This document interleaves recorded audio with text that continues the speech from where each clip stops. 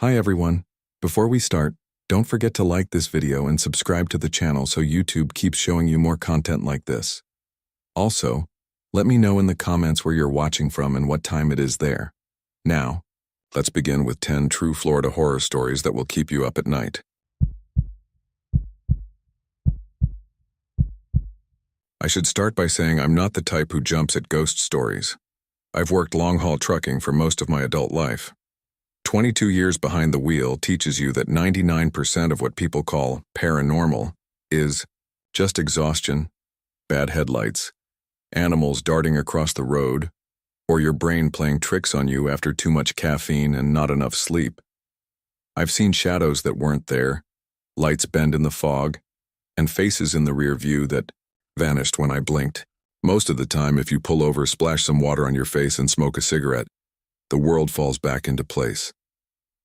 But what happened to me on the Tamiami Trail in Florida never settled into something rational, and I've been trying, God knows, for almost 6 years now.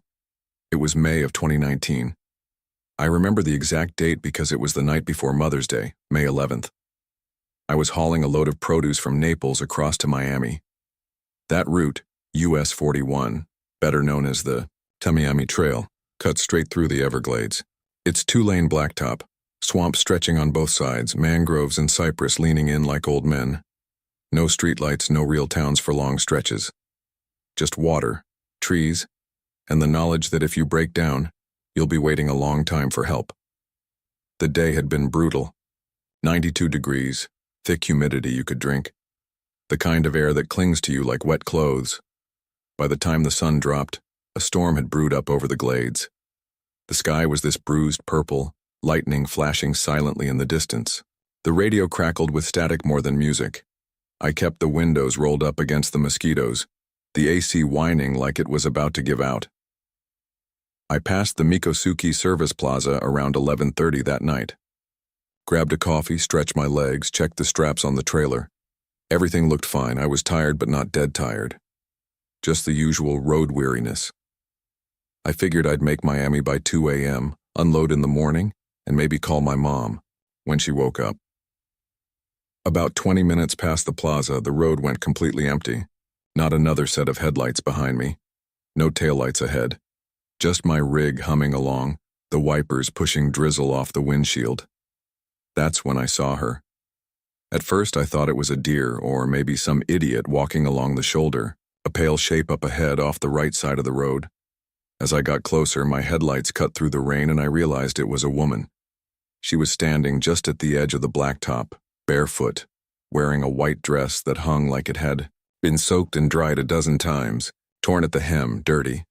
Her hair was long, dark, plastered to her face from the damp, and she was waving one arm. Not frantically, not like she was flagging me down hard, but slow, deliberate. I tapped the brakes. My first thought was accident. Victim. Maybe she'd been dumped out here or her car had broken down. The Tamiami isn't a place you want to be stranded at night. I rolled to a stop maybe 20 feet past her, hazard lights clicking, engine idling low. She didn't move. Just stood there in the rain, one hand half raised. I leaned over, cracked the passenger window and called out, "You okay?" No answer. Just the hiss of rain and the engine's growl. I'll admit I felt uneasy right then. Something about the way she held herself, rigid, like a mannequin set out in the swamp. But what was I going to do? Drive off and leave her there? That went against every rule I'd learned on the road. You help people if you can.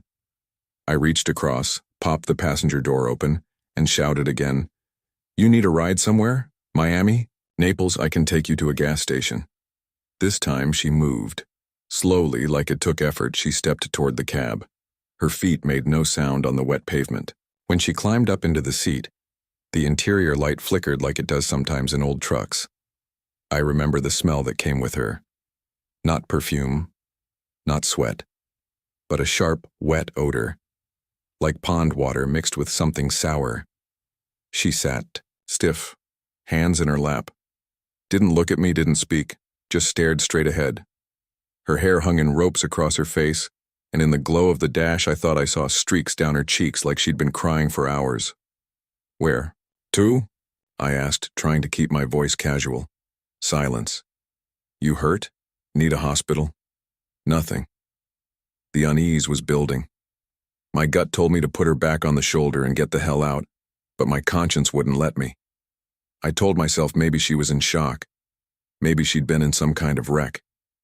So I eased the truck back into gear, kept driving east. For a while, the only sounds were the rain, the tires hissing on the asphalt, and the rattle of the AC. I kept glancing at her, hoping she'd say something. She never moved. About 15 minutes later, I looked over again. The seat was empty. Empty. I slammed the brakes so hard the trailer groaned behind me. Hazard lights clicked on. My heart was hammering. I swore I'd just seen her sitting there plain as day. The cushion was wet, soaked through like someone had been dripping rainwater onto it. The faint smell of swamp lingered, stronger now. I tore out of the cab with a flashlight, scanned the road, the ditches, the tree line. No sign of her. No footprints in the mud. Nothing. I stood there in the drizzle, bugs biting at my neck, and felt more alone than I've ever felt in my life. When I finally climbed back into the cab, I couldn't bring myself to shut the passenger door right away. I just stared at the wet seat, the way the light pooled on the vinyl. Eventually, I slammed it shut, locked it, and drove the rest of the way to Miami without stopping again. I told no one. Not at the depot, not my buddies, not my wife. Who would believe me? It sounded like every tired trucker ghost story out there. But here's the thing that keeps me awake at night. 3 days later, I was cleaning out the cab, trying to scrub the smell out of the passenger side. I lifted the seat cushion to dry it, and tucked between the seat and the backrest was a scrap of fabric. White cloth, frayed at the edge. Damp. Even though the rest of the cab had long since dried, I still have it in a plastic bag in the bottom drawer of my dresser. Every once in a while, late at night, I swear it feels wet again. And sometimes when I'm driving long stretches alone, I catch a glimpse of movement in the corner of my eye just at the edge of the passenger seat.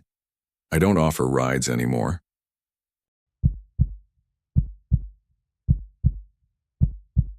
I want to tell this right. Because when I tried before, I made it sound like a campfire story, like something borrowed instead of lived. But this happened to me. I need to put it down the way it really unfolded, every detail, because I think, if I don't, the memories will keep chewing on me until there's nothing left. It was March of 2017, early spring, but Florida doesn't change the way the northern states do. You don't get that crispness in the air. Down here, the weather just shifts between wet and less wet, heavy and less heavy. That day had been sweltering, 86 degrees with humidity that glued my shirt to my back. By dusk, the sky bruised over with purple and orange streaks, and the bugs came alive like they had been waiting all day for it. I worked with a small research outfit doing environmental surveys in the Everglades. Most people imagine the Everglades as endless water with gators and mangroves, but out where I was stationed, it was sawgrass prairie stitched with tree islands and veins of black water. Beautiful in the way deserts are beautiful, huge, lonely, full of sounds that start to feel like words if you listen long enough.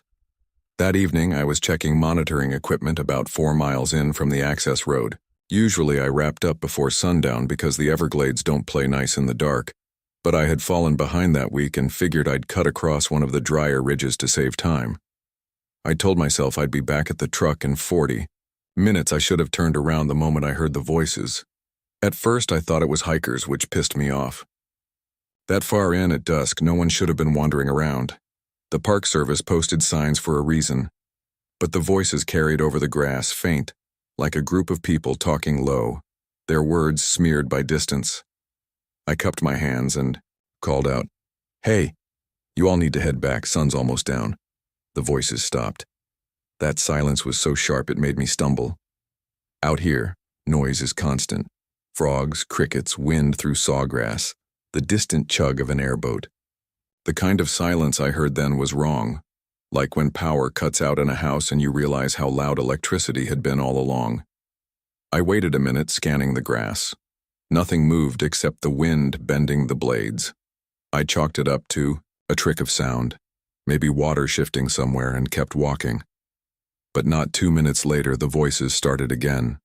Closer. This time I could almost pick out words. though not English, not Spanish either. It was like listening to a recording, being played underwater, garbled but undeniably human. The cadence made my skin crawl. I shouted again, "Hello? Who's there?" And then, clear as a bell, my name came back to me, not yelled, not spoken loud, just slipped into the air right behind my ear like someone standing too close. I froze, so hard I nearly dropped my pack. I swear to God I felt breath brush the side of my neck. I spun around and shined my flashlight, but all I caught was the glare on grass heads swaying. Nothing. No one. Every rational thought I had tried to shove it into a category I could live with. Maybe a coworker followed me in. Maybe teenagers, messing around. Maybe I was overtired, dehydrated. But that name, my name, wasn't an accident. I started back toward the truck, legs moving too fast for the terrain, nearly twisting an ankle in the holes hidden under the grass. The sun was dropping, fast. The last orange light smudged out and the swamp went from dim to black like someone flipped a switch. The voices followed. Not behind me anymore. To my left, then my right. Always low, always just at the edge of comprehension.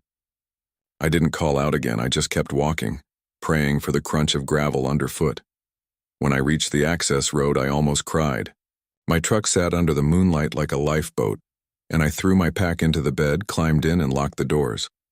My hands were shaking so bad the keys slipped twice before the engine caught. As I pulled onto the road, I told myself it was over, just a scare. My brain filling the swamp with ghosts because I'd let it get too dark. But then, as the headlights swept the prairie, I saw figures in the grass. 3, maybe 4 of them, standing still. No flash of eyeshine, no clothes catching the light. Just blacker shapes in black grass. I floored it, drove all the way back, to the motel where I was staying without looking in the rear view. Didn't even grab dinner, just locked the door and sat on the bed with the TV on until morning. I didn't tell anyone at work. How could I? "Hey, the swamp called my name, maybe we should pack it in." No. They'd laugh, or worse, start watching me like I'd lost it.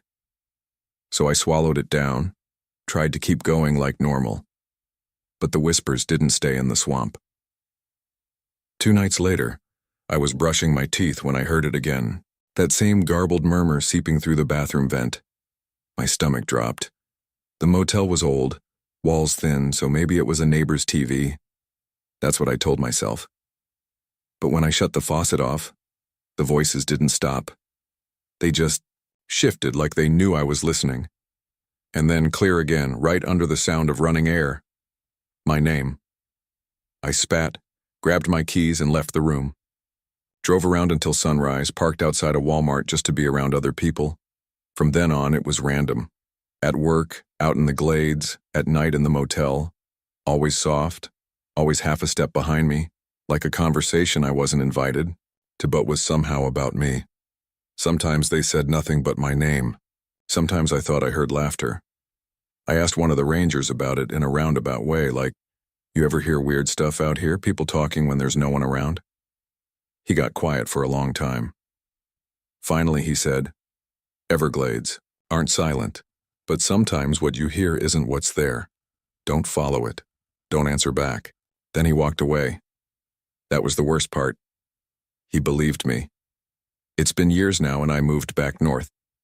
I don't go near swamps anymore, don't camp, don't even like walking through fields at night. But sometimes when it's late and the house is quiet, I'll hear them again. Not always, just enough to remind me. The last time was last week. I woke up at 3:12 a.m. The room was dark, window open a crack. The hum of cicadas rolled in from outside, and then, layered under it, so faint I almost convinced myself I was dreaming. They said my name, and then they laughed. I don't know what they are, or what they want, or why they followed me here.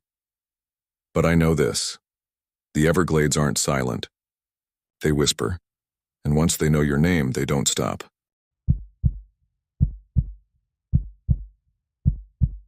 I want to start this by saying that I don't really believe in haunted places. Not the way people talk about them anyway. I've always thought most of it was folklore, stories told to scare kids or give small towns a little charm for tourists. I've driven past plenty of roadside attractions in Florida, giant alligators made of concrete, psychic readings offered out of rusted trailers, ghost tours run by college kids in dollar store costumes. It's theater. At least that's what I used to think. I live about 45 minutes from Cassadaga, Florida. If you've never heard of it, it's this little town not far from Deltona that was founded by spiritualists back in the late 1800s. Today, it's known as the psychic capital of the world. The whole place feels like it got stuck between being a religious settlement and a tourist trap. You'll see pastel-colored houses with medium signs nailed to the porches, gift shops selling crystals and incense, and narrow streets where wind chimes clatter even when there's no breeze. It's quaint in its own way, but there's also this heavy air about it, like the town knows something you don't. Everyone who grows up in Central Florida hears about the Devil's Chair. It's this brick chair built into the cemetery wall in Cassadaga. The story goes that if you sit in it at midnight, the devil will speak to you. Some versions say he whispers in your ear. Others say he answers any question you ask. Teenagers have been daring each other to sit there for decades. Most of the time, it's just a scare, and kids laugh about it afterward. But every so often, you'll hear one of those darker stories. The kid who supposedly stayed in the chair all night and never spoke again. The man who sat down and swore someone pressed icy hands against his back. For me, the Devil's Chair was just one of those urban legends you bring up around a campfire. That changed on June 12, 2021. I remember the date exactly because it was the night after my birthday. The day had been hot in that sticky, suffocating way Florida summers always are. By 9 p.m. it was still hovering in the high 80s, and the air smelled like wet asphalt from a storm that had rolled through earlier. My friend Travis and I were sitting on his porch drinking cheap beer. He brought up the Devil's Chair out of nowhere. "You ever been?" he asked, flicking his lighter. "Open and shut, Cassadaga," I said. "Drove through once, never stopped." "You're telling me you've never sat in the chair?" I laughed. "What am I, 16? He grinned. "You're about to be 27.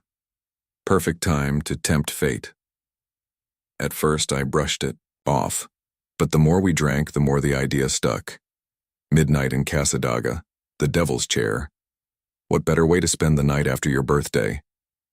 It felt childish, but also strangely magnetic, like I couldn't stop picturing myself sitting there in the dark. By 11:15, we were in his car with 2 flashlights and a half-empty 12-pack. Cassadaga is unsettling at night. The houses look too quiet, the streets too narrow. Most of the lights are yellow and dim, and the whole place smells faintly of mildew, like old wood that never dries. We parked near the cemetery and walked the rest of the way. The air was heavy and damp, clinging to my skin, and the cicadas screamed so loudly it felt like the sound was inside my skull. The cemetery itself isn't large. It's bordered by low brick walls with sagging oak trees dripping Spanish moss that looks almost black under the moonlight. The Devil's Chair was easy to find. It sits in the northeast corner, a squat thing made entirely of brick, built into the wall itself. It doesn't look like much in pictures, but in person it feels wrong somehow, like it shouldn't be there. Travis went first. He plopped down in the chair, exaggerated a yawn, and spread his arms wide. "Well?" I asked. He grinned. "Nothing. Guess the devil's not interested tonight." I rolled my eyes, but when it was my turn, my chest tightened. Sitting down, I noticed how cold the bricks felt, even though the air was still sticky from the storm. I leaned back, and for a second everything around me seemed to quiet. The cicadas, the rustling leaves, it was like someone had pressed mute on the world. I don't know why, but I whispered, "If you're here, say something." The silence stretched on. Then, so faint I thought it was my own imagination, I heard it. A voice, not a whisper exactly, more like words forming inside the space just behind my ear. "Thirsty." I froze. My mouth went dry. I glanced at Travis, but he was scrolling on his phone, not paying attention. "Did you hear that?" I asked. My voice sounded too loud in the stillness. "Hear what?" he said. I shook my head and stood up, My legs felt shaky. We laughed it off on the way back to the car, but I couldn't shake it. That voice had been real. I know how easy it is for the mind to trick itself, especially in places like that, but I wasn't drunk enough, and I wasn't tired enough for it to have been my imagination. The real problem started 2 nights later. I woke up around 3 a.m. to the sound of running water. At first I thought it was raining, but when I sat up I realized it was coming from the bathroom. I walked in and saw the sink faucet running full blast. I never leave it on. My first thought was that my pipes had broken, but when I reached for the handle, the water cut off on its own. The room went silent except for the drip, drip, drip from the faucet. That same night I dreamed of the chair. I was sitting in it again, but this time the cemetery was darker and I couldn't see the walls or the trees, just the chair and me, and a sound like someone breathing just behind my head. When I woke up, my throat was so dry it hurt to swallow. Over the next week, the thirst got worse. No matter how much water I drank, it never seemed enough. I'd wake up with cracked lips, my tongue sticking to the roof of my mouth. I started keeping bottles of water next to the bed, but I'd go through 3 or 4 a night. Travis thought it was hilarious at first. "Maybe the devil cursed you," he joked one night. But the longer it went on, the more he noticed how bad. I looked. My skin felt papery, my eyes were bloodshot, and my hands shook. I went to urgent care, and the doctor ran tests, but everything came back normal. "Probably dehydration," she said. "Florida heat will sneak up on you." But I knew it wasn't just that, because the dreams kept coming, always the same. Me in the chair with that unseen presence just behind me, breathing against my ear.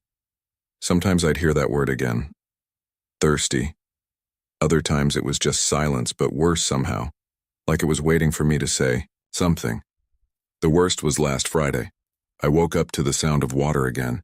This time it wasn't the sink. It was the sound of liquid pouring, steady and heavy. I stumbled into the kitchen, and there on the counter was a glass filled to the brim. The water inside wasn't clear. It was dark, thick, and smelled like iron-blood.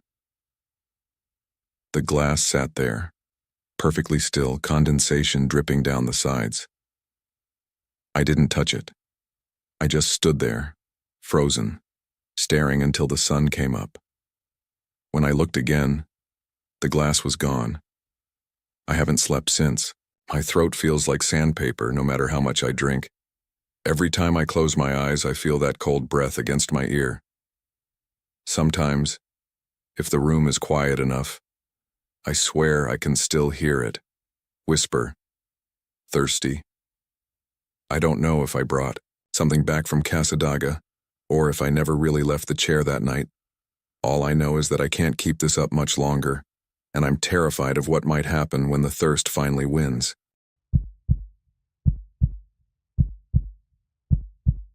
It was late summer when I decided to take the St. Augustine Lighthouse night tour, August 14th, 2022, around 8:30 p.m. I remember the exact date because I'd been down there for a work trip, and instead of flying home right away, I booked 2 extra days for myself. I've always been fascinated with coastal towns, the mix of salt air, storm-weathered buildings, and that strange stillness you only find near the ocean after dark. It feels like time pauses, like the land itself is remembering things people have long forgotten. That night was muggy, the kind of sticky heat that clings to you even after the sun has set. The sky was hazy from an earlier storm, and you could still smell wet earth mixed with the brine of the sea. When I got to the lighthouse, a cluster of tourists had already gathered near the gates. Some were laughing nervously, trying to act braver than they felt. A few teenagers rolled their eyes at the idea of ghost stories. The guide, a tall man in his 40s with a polite but practiced smile, greeted us with the usual introductions. He talked about the history of the lighthouse, about the shipwrecks it had witnessed, the storms it had endured, the men who had kept its light alive through isolation and danger. His voice carried well, but when he spoke about the tragedies, it softened. That was when he told us about the Pitti girls, children of the construction supervisor who had drowned in 1873 when the cart they were playing in slid into the inlet. Sometimes, he said, lowering his voice. People on this tour feel small hands brushing against theirs as they climb. Playful, warm, like a child trying to keep up. A nervous laugh passed through the group. Someone muttered, "That's messed up." I didn't laugh. Something about the way he said it made my skin prickle. It didn't sound like a story meant to entertain. It sounded like a warning. We started the climb soon after. The lighthouse staircase is a narrow, winding spiral of iron, with a rail polished smooth by more than a century of hands. Every footstep echoed hollow against the metal. The higher we went, the heavier the air felt, humid and faintly metallic like rust and sea spray mixed together. At first, the climb was uneventful. People stopped now and then to snap photos, their camera flashes bursting against the white walls. The guide's voice drifted up from below, still telling stories about shipwrecks, about men who had vanished during storms, about one keeper who was found at the base of the stairs with his neck broken. Somewhere around the halfway mark, the mood shifted. I can't explain it neatly, but I know everyone else felt it too because the chatter died down. The air grew stiller, heavier, as if the space itself was pressing inward. I felt a bead of sweat slide down my temple, but it was more than the heat. It was the sensation of being watched. I slowed my climb to let a family ahead of me get some distance. Their youngest daughter, maybe 9 or 10, had been complaining earlier about how tired she was, but now she was suddenly quiet. Too quiet. She kept glancing over her shoulder at the stairwell below us. I asked her mother if she was okay, but the woman just gave me a tight smile. That's when I felt it. A small hand slipped into mine. Warm, insistent, the way a child might reach out in a crowd looking for safety. For a second, I thought maybe the little girl had grabbed me by mistake. I looked down expecting to see her face, but there was nothing. My hand was empty, though I could still feel the shape of small fingers pressing against my palm. My heart jolted and I pulled my hand back sharply. The girl was 3 steps above me, holding tightly to her mother's shirt. She hadn't touched me. I didn't say anything. I didn't want to sound like I was losing it. But I shoved both hands into my pockets and kept climbing, faster now, eager to reach the top where the air might feel lighter. Except it didn't. By the time we reached the observation deck, the group looked restless, drained. The view was beautiful, waves breaking against the rocks, the dark line of the coastline stretching out, but no one lingered. People snapped a few photos, then quickly made their way back down. I stayed behind, waiting for the others to clear the stairs. When it was quiet again, I leaned against the rail and tried to shake off the unease. The wind was stronger up there, carrying the tang of salt and seaweed. For a moment, it helped, but then I heard it. Giggling, light, high-pitched. Laughter carried on the air. It came from inside the tower, echoing faintly against the iron staircase. I froze. The guide had said nothing about sound effects, and there were no children left in the tower. I told myself it must have been voices from below carrying upward, warped by the acoustics. But when I turned toward the stairwell, the sound stopped, like whoever or whatever had been laughing realized I'd heard them. I made my way down quickly. The stairs seemed darker than before, each turn of the spiral closing me in tighter. About halfway down, I stopped. My ears caught something soft and irregular. Not laughter this time, whispers. 2 voices. Children, speaking too low to make out the words. Hello? My voice cracked against the iron walls.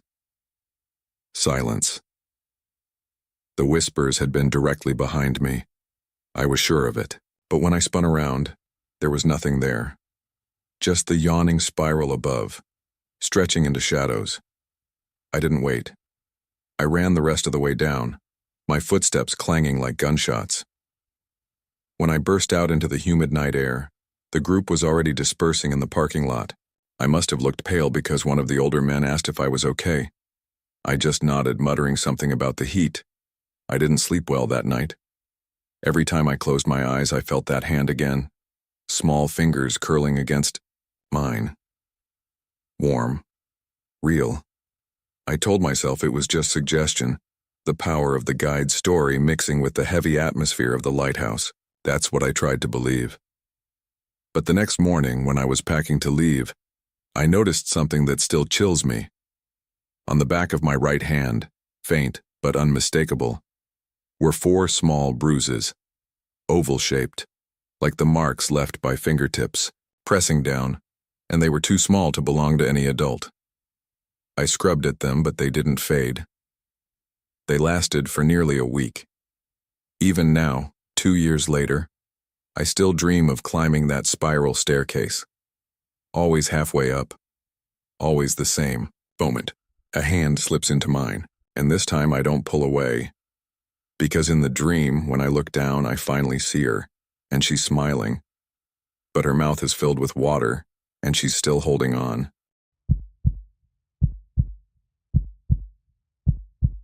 I don't usually tell this story. I used to think saying it out loud would somehow make it more real, like dragging something that should have stayed half buried in my memory back into the light. But lately, I've been waking up at night with the same feeling I had that evening, the same heavy dread pushing against my chest. I figure maybe if I write it out, put it somewhere outside myself, I'll sleep better. This happened in late August of 2019, in Florida, down on Lake Okeechobee.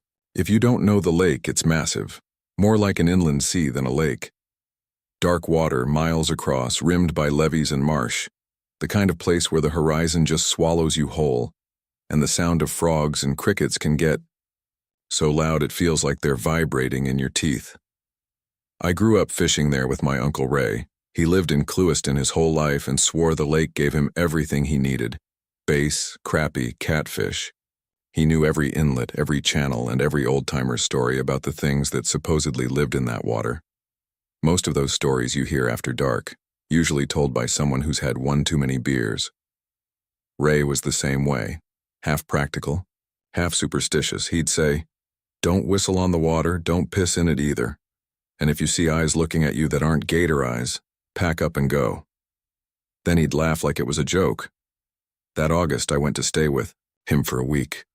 I'd just gone through a breakup and figured some nights on the water would clear my head. On the 3rd evening, Ray decided to take me out for some catfishing. "Best bites are at night," he said, loading up the rods in his aluminum skiff. The air was thick and heavy with that late summer humidity, the kind where your shirt clings to your back as soon as you step outside. Mosquitoes were already orbiting us in lazy swarms.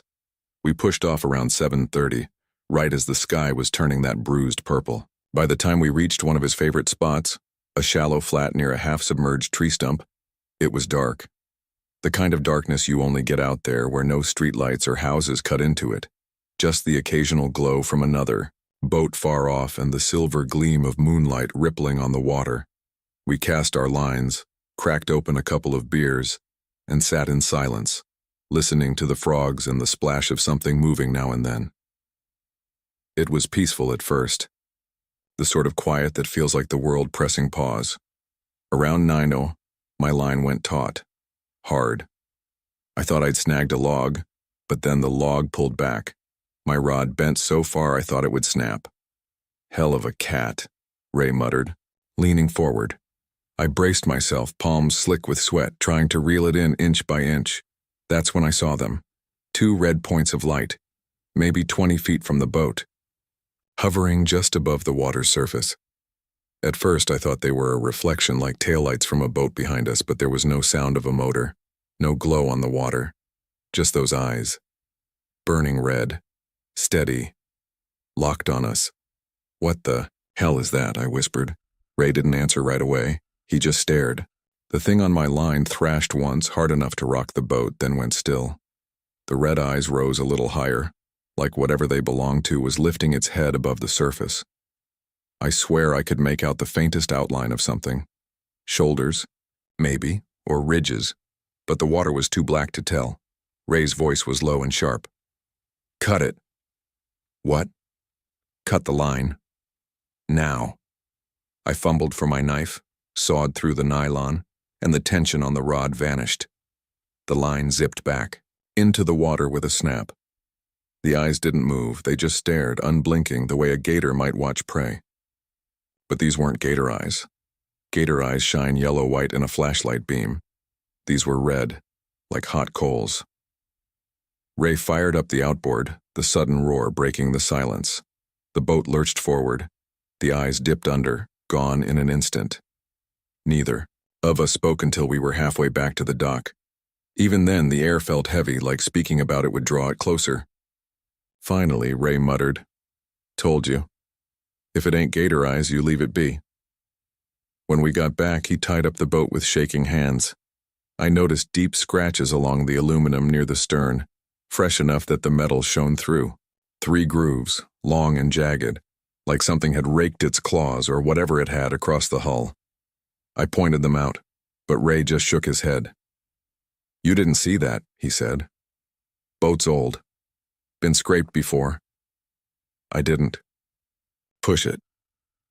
That night, lying in his spare bedroom with the fan rattling above me, I couldn't stop replaying the image of those eyes, not glowing, not shining like a reflection, burning, alive, watching. I kept thinking about the weight on my line, the raw power in it, how it had gone still the second those eyes surfaced, like it was letting me know it could drag me in whenever it wanted. The next morning, Ray acted like nothing had happened. He took the boat out again alone, said I looked too pale to fish anyway. When he came back, I asked if he saw anything. He just shook his head and changed the subject. I left a couple days later. Haven't been back to Okeechobee since. But here's the thing. Last week, I got a text from one of Ray's friends down there. Said Ray's skiff was found drifting empty at dawn, motor still running. His tackle box was in place, rods neatly stowed, cooler half full of beer. No sign of him. The Coast Guard called it a disappearance. Folks down there whispered other things. I don't know what took him. Maybe he slipped and fell, maybe a gator got him. But when I close my eyes, all I see are those burning red lights rising out of the black water. And I can't help but think, whatever it was, he told me the truth years ago. If you see eyes on Okeechobee that aren't gator eyes, you don't stick around, you leave. I just wish he'd taken his own advice.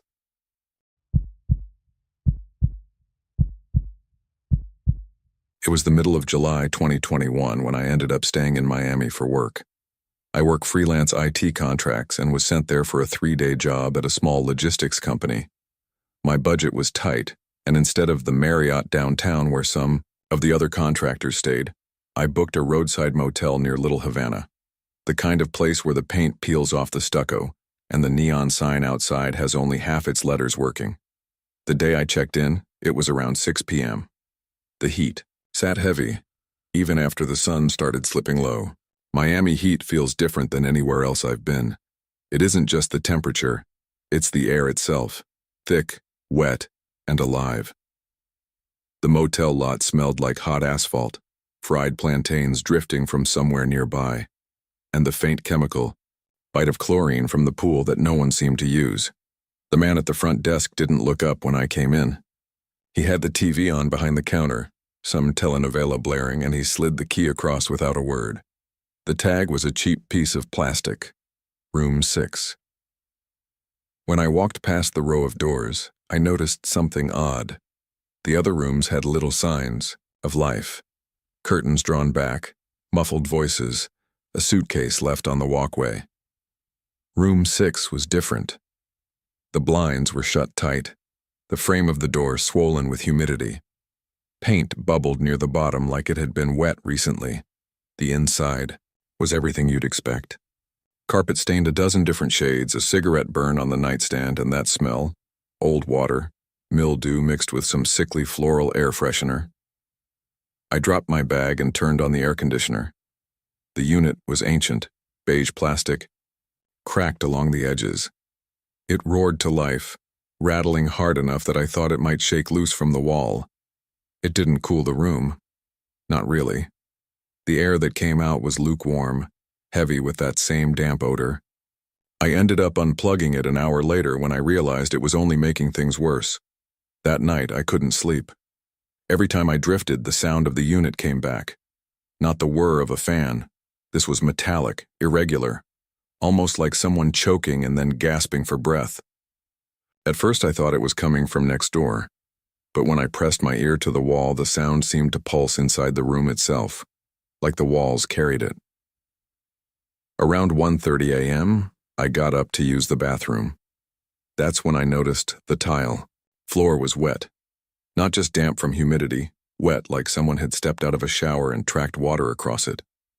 The sink and tub were dry. No dripping faucet. Yet there were footprints. Bare, small. The kind that look almost childlike, except the toes splayed wide and long as if whoever left them had pressed down hard. They led to the shower and stopped. I told myself it was my imagination, that maybe the floor had been cleaned badly and the pattern just looked like prints. I went back to bed, put a pillow over my head, and forced myself not to get up again. The next morning, the floor was dry. I brought it up casually when I checked out for work that day. "Hey, the bathroom in 6 had some water issues. You might want to look at the plumbing." The desk clerk didn't answer at first. He just looked at me, not annoyed, not surprised, just tired. Then he said flat, "We don't rent room 6 after dark." I laughed awkwardly, thought he was joking. He didn't smile. I should have switched rooms then. Should have gone to the Marriott and put it on a credit card. But it was only 2 more nights, and I told myself I was being stupid. The second night, the sobbing started. It was faint at first, somewhere between the AC's rattle and the cars passing outside. A woman's voice speaking Spanish. I couldn't make out words, just the cadence, pleading, choked with tears. It came from the bathroom. I turned on the light. Nothing. The mirror was fogged over, though the room wasn't hot. I wiped it with my hand, and for a second I swore I saw someone behind me. A woman. Black hair, skin pale like it had been drained of blood, lips moving silently. When I spun around, the room was empty. That was when I started to panic. I packed my bag, threw on my shoes, and opened the door.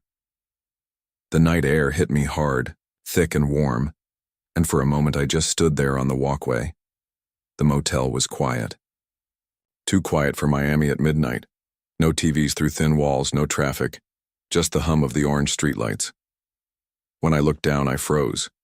The pavement outside room 6 was wet. Not rain wet, just a long, dark patch stretching outward from under my door, leading down the walkway like something had been dragged. I followed it a few steps, heart pounding. It went all the way to the stairwell, where the concrete dipped. At the edge was a single print, bare, wide-toed, pressed deep into the dampness. I didn't follow further. I locked myself back inside and sat in the chair until dawn, every muscle tight, listening to the walls rattle and the faint sound of breath that wasn't mine. The third night, I didn't try to sleep at all. I just waited, watching the door. Around 3 a.m., it opened. Not all the way, just an inch, slow and careful, though I had locked it and bolted it. I stared, not breathing, waiting for a hand or a face. Nothing. The door stayed cracked until morning light, and when I finally forced myself to shut it, the lock was still turned. I checked out that day without a word. The clerk didn't ask, why. He just slid the paper across and avoided my eyes. That was 2 years ago.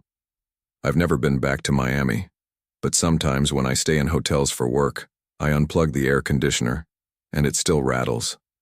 And when I wake up at night, I swear, I can hear a woman sobbing, just faint enough to make me wonder if she ever left room 6 at all.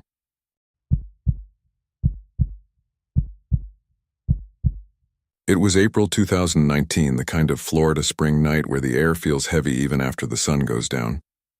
I had been driving back from Key West after visiting a friend who bartended on Duval Street. I left later than I should have, around 11:30, because he kept convincing me to stay for one more drink, one more story. By the time I actually pulled onto US 1, the overseas highway, it was past midnight. If you've ever driven that stretch, you know how strange it can feel.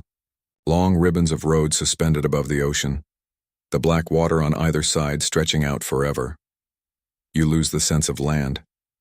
Sometimes you feel like you're not driving on Earth at all, just floating between nothing and more nothing. That night, the sky was overcast. Moonlight smothered behind gray, and my headlights cut through a kind of soupy darkness that made me keep checking the fuel gauge, like the road might suddenly vanish and I'd be stuck out there alone, Traffic was light. A couple of cars passed going the opposite direction, but otherwise it was just me, the hum of the engine, and the steady drone of tires on the road. I kept the radio low, classic rock bleeding out in whispers, because silence out there felt worse. Around mile marker 61, somewhere near the middle of the 7-mile bridge, I noticed headlights behind me. A motorcycle. Far back at first, just 2 pinpricks of white floating on the dark causeway. I thought nothing of it. Plenty of people ride through the Keys at night, especially locals avoiding the tourist traffic. But the lights grew faster than they should have. One moment they were tiny dots in my rear view, the next they were swelling, closing in. I eased into the right side of the lane, expecting the bike to whip past. Instead, it stayed directly behind me, maybe 20 feet back, its headlamp glaring, straight into my mirrors. I don't know bikes well, but the engine was deep, guttural, not the buzzing of a crotch rocket. More like a Harley, the kind of sound you feel in your chest.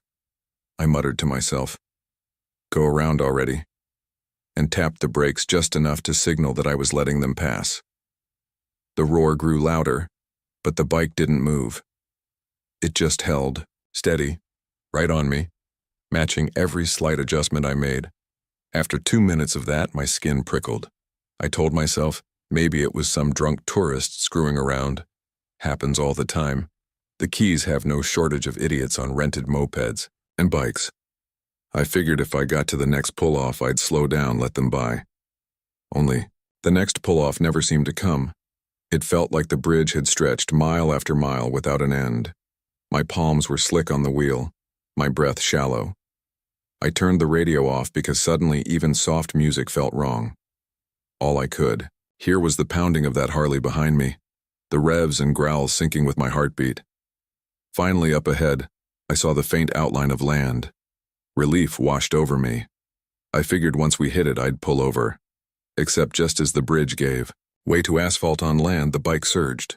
The headlights swerved left, then right, then shot past me in a blur of black and chrome. I only caught it for a second. A black Harley. No chrome, actually. Everything about it was matte and dark, swallowing the light. The rider wore a helmet, the glossy kind that covers the whole face. But the visor, it didn't reflect anything. Not my headlights, not the street lamps.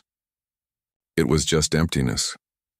As it tore past, the bike didn't make a shadow. I craned my neck, trying to keep sight of it. The Harley rocketed ahead, maybe 100 yards. Then, in the space between one breath and the next, it vanished. No taillight, no silhouette, just gone. I slammed the brakes, heart hammering, scanning the road. Nothing. No turnoffs, no shoulder wide enough to hide a motorcycle, nothing but flat, straight highway. I sat there for a long time, engine idling, sweat soaking through my shirt despite the air conditioning blasting. Eventually, I convinced myself it was exhaustion, a trick of the eyes. But when I finally pulled into Marathon and parked at a gas station, I noticed something that turned my stomach. The back of my car was streaked with fresh saltwater spray, the kind you get if you're right on the ocean's edge. Except the road had been bone dry the whole way, and across the condensation on my rear windshield, traced in long, wet streaks like fingers dragged through fog, were 4 words: "Don't stop next time." I've driven the Keys since. Daytime with friends, never alone at night. And I swear, whenever I hit the 7-mile bridge, I keep checking my mirror for those headlights, because I know the stories now. Locals talk if you ask the right way. They say it isn't drunk tourists who crash their bikes out there. It's that Harley. It shows up behind you, rides your bumper until you let it pass, and if you stop, really stop, you don't make it off the bridge. I believe them. Because that night I didn't stop, and something still touched my car.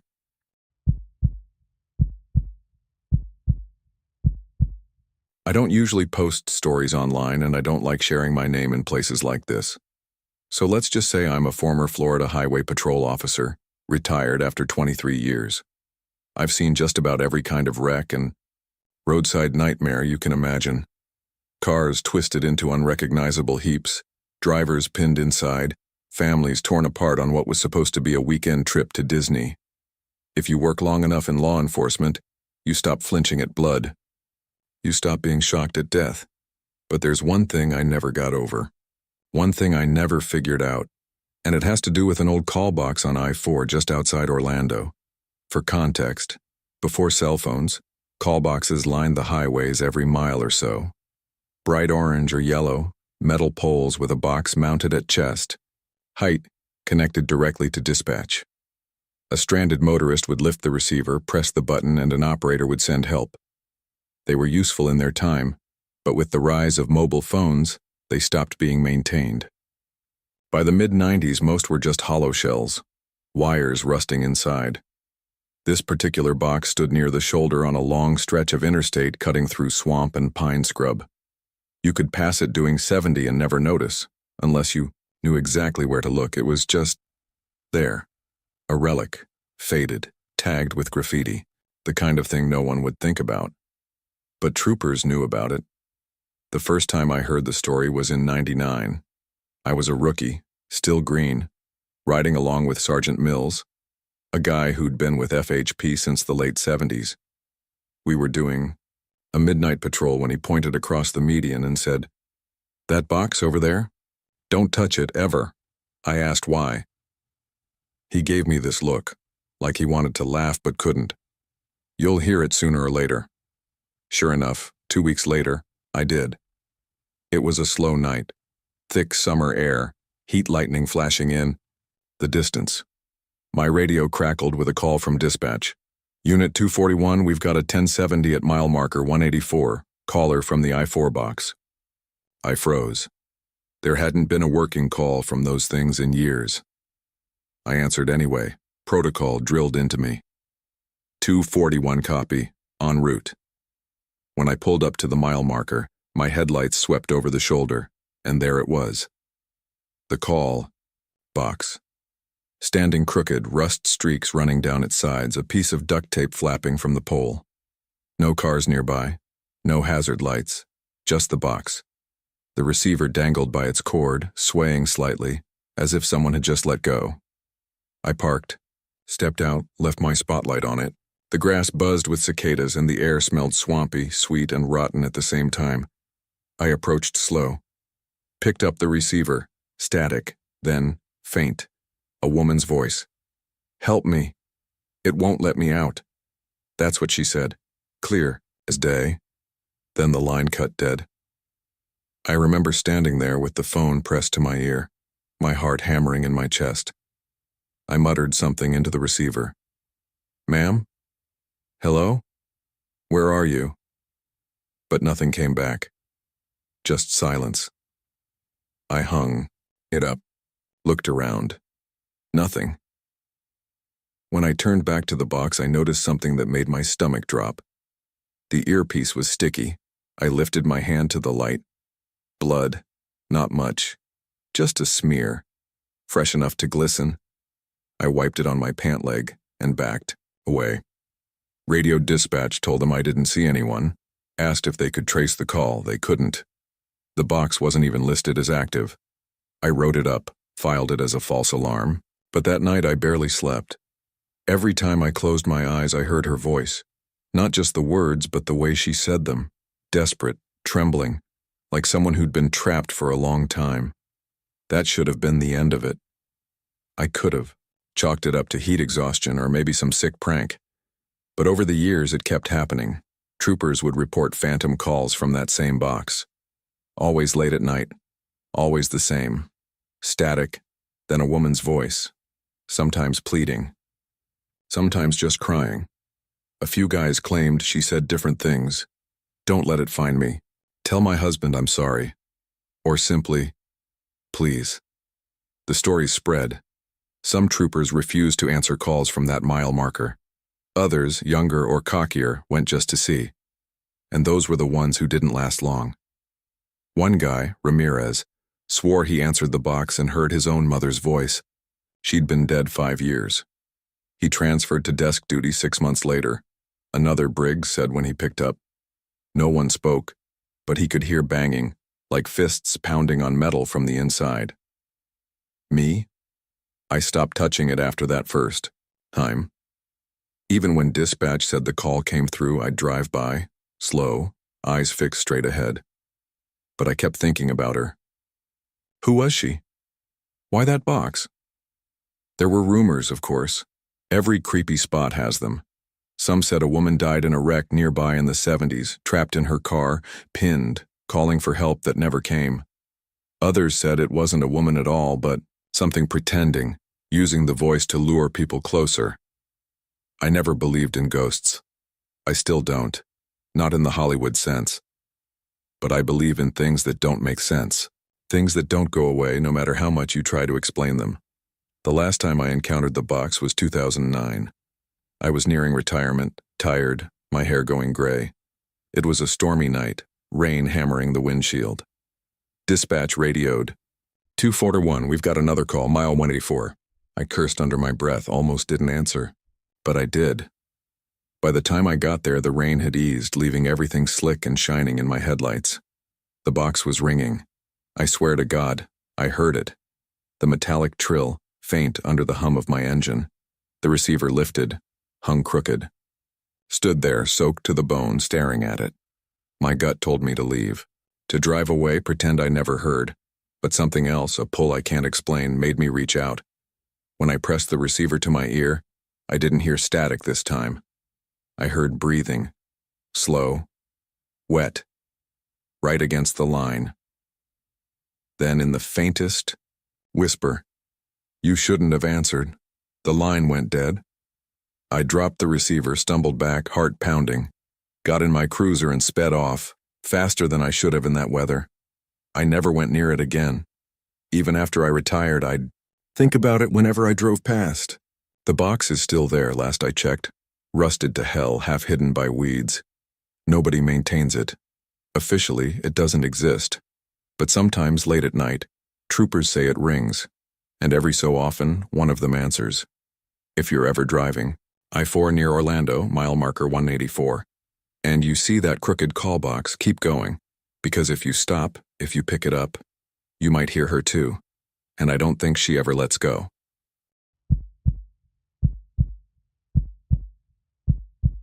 It was the second week of October 2019, when I agreed to help my uncle clear out his property in Central Florida. He'd owned a few acres of orange grove outside of Haines City since the late 80s. But after his health started going downhill, the place had become too much for him to manage. He asked if I could stay out there for a while, keep an eye on the place, and maybe help with some cleanup before he tried to sell the land. I remember the exact day I pulled up, October 11th. The late afternoon air was thick with humidity, the kind that makes your shirt cling to your back even when you're standing still. The sky was a heavy gray, storm clouds just starting to roll in from the west, but the sun still pushed through in thin, blinding streaks. Cicadas were buzzing so loud it almost drowned out the sound of my truck's engine as I turned down the dirt driveway.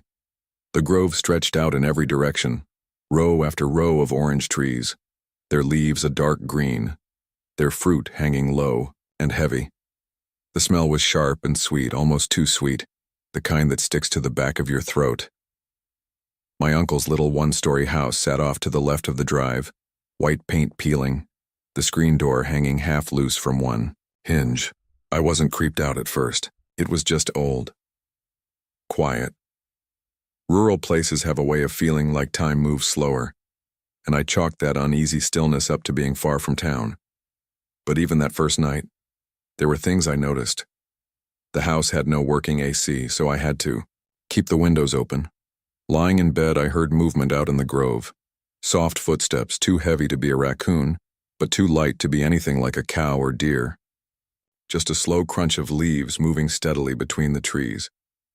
I told myself it was some drifter, maybe someone passing through. But then it stopped, as if whoever, or whatever, was out there knew I was listening.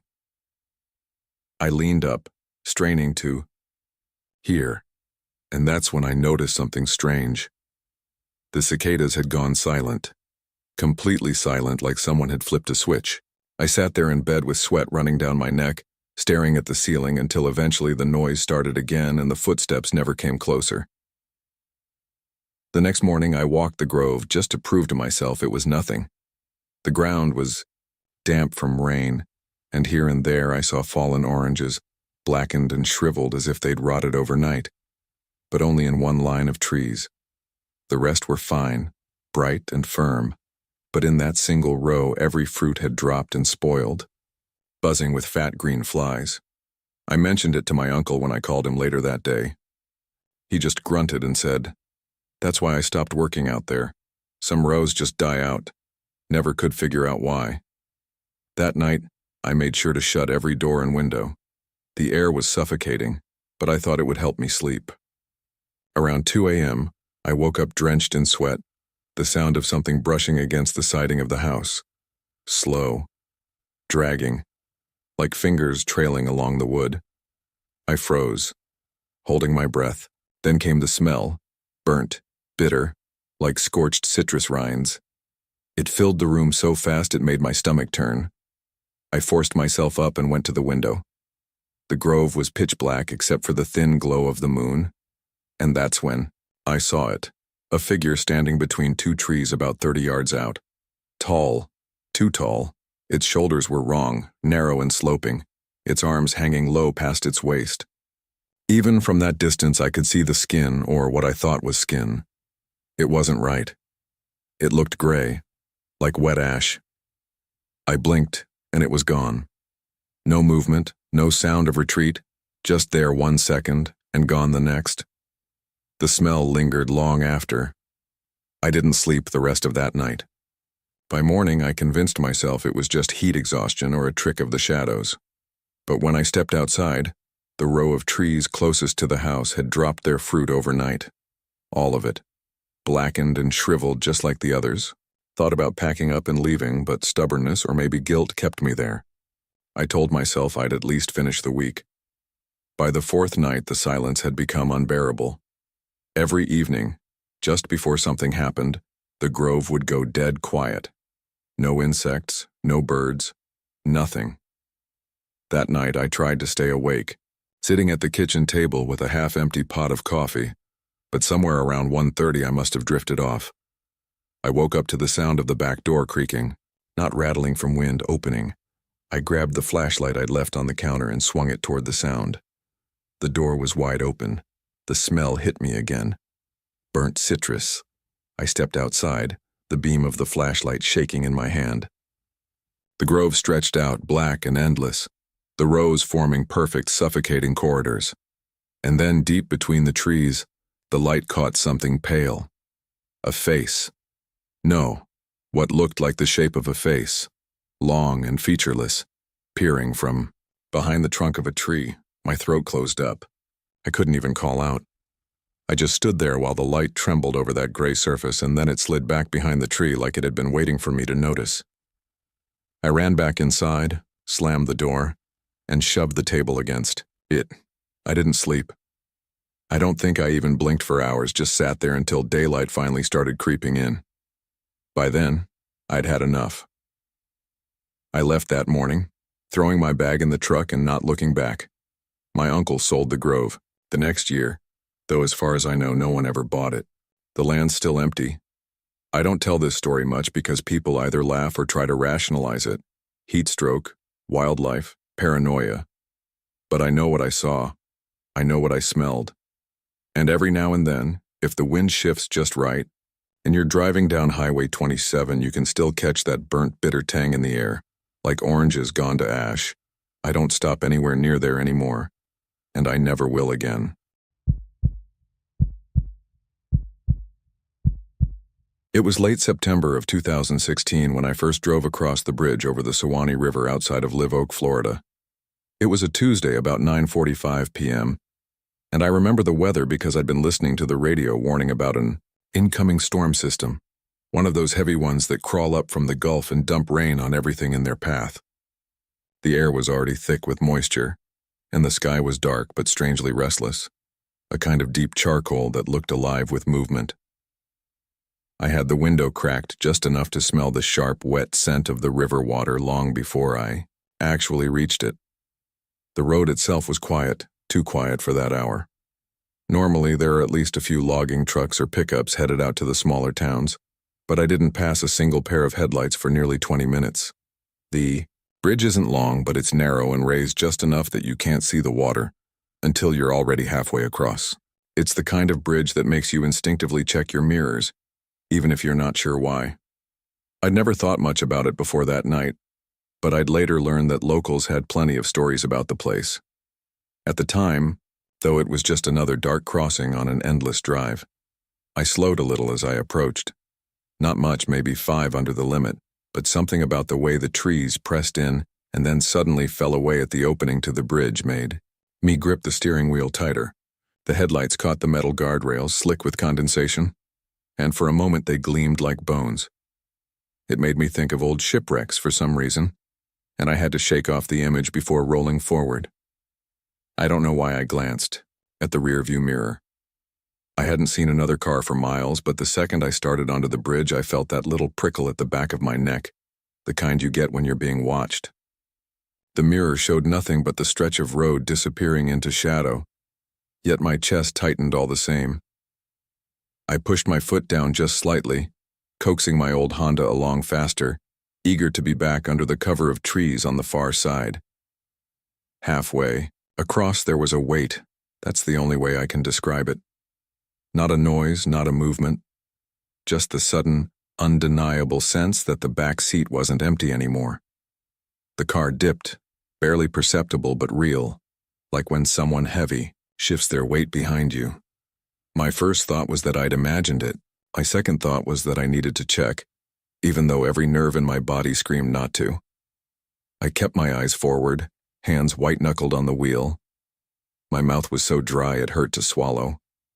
The sound of my tires on the wet pavement seemed too loud, too sharp. And then I heard it. A breath. Not mine. It was rougher, uneven, as though whoever was sitting back there had been running for a long time. It filled the car in a way the radio never could, hot and damp and close. I tried to convince myself it was air through the vents, or maybe the sound of the storm pushing against the frame of the car. But then something shifted behind me. Leather squeaked. My jacket, tossed carelessly across the seat earlier, slid just slightly as though brushed aside. Against every ounce of reason, I turned my head. There was a face inches from mine in the mirror, not pressed against the glass, closer, as though the reflection didn't belong to anyone actually sitting in the back seat, but was instead intruding from somewhere else, too close to be possible.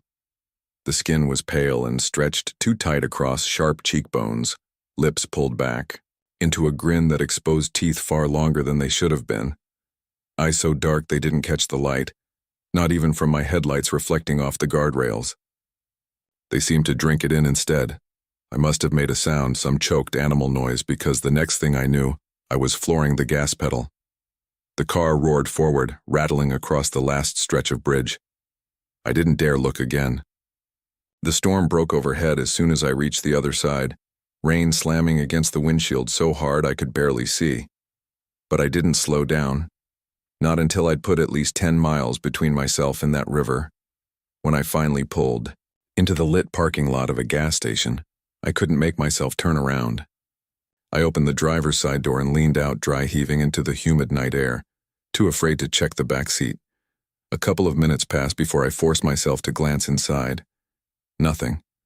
My jacket was crumpled where it had fallen. The seatbelt buckle gleamed in the overhead lights. The car was empty. I didn't tell anyone that night. Who would believe me? I tried to write it off as fatigue, as the kind of waking nightmare that creeps in during long drives through bad weather. But 2 days later, I overheard 2 men talking outside the bait shop near Brantford. One mentioned that bridge, laughing nervously as he said his uncle swore you should never stop there, no matter what. "Something'll climb in," he said. "Wait in the back seat, breathing down your neck." The other man didn't laugh. I moved away from Live Oak not long after. I've driven plenty of backroads in Florida since then. Plenty of lonely bridges, but I take the long way around the Suwannee every time. Even now, almost 10 years later, I can still feel the press of that unseen weight behind me when I close my eyes. And sometimes if I'm driving alone at night with the window cracked, I swear I hear it again. That uneven, ragged breath filling the car as though it never really left.